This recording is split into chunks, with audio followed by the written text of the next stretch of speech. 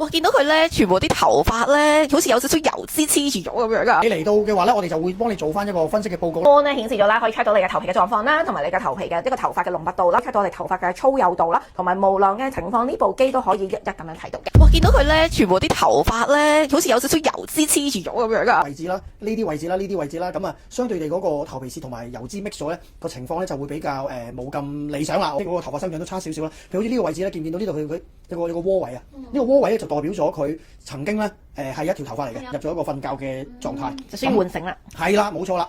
好啦，呢度咧就係去睇翻咧佢頭髮咧濃密嘅程度嘅。咁喺呢度咧，你見到啦，正常咧嗰個一個頭髮距離咧，每個人都唔同，但係好似呢個啱啱我做緊咧，佢個距離咧可能係喺呢一度大概係即係1cm 度啦。咁相對有啲地方咧就會遠咗嘅，你見到好明顯。咁遠咗嘅地方咧就會因為一啲可能平時染髮啦，又或者可能生活嘅壓力啦，又或者係唔同嘅原因之下啦，或者可能遺傳啦，令至到佢嗰個生頭髮嘅情況咧係會比較唔係好理想。達到我哋有兩個層面嘅，第一個就係生頭髮嗰個間距咧毛囊，第二個係每一個毛囊出幾多條頭髮。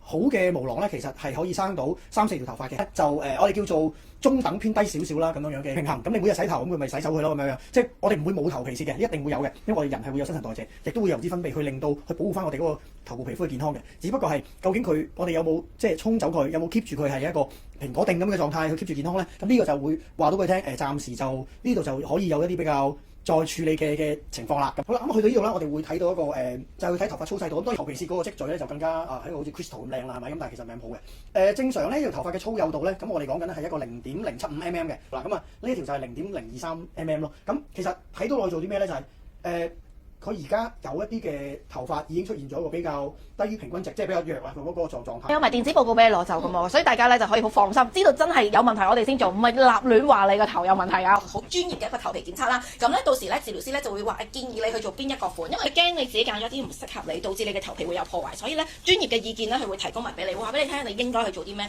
對症下藥。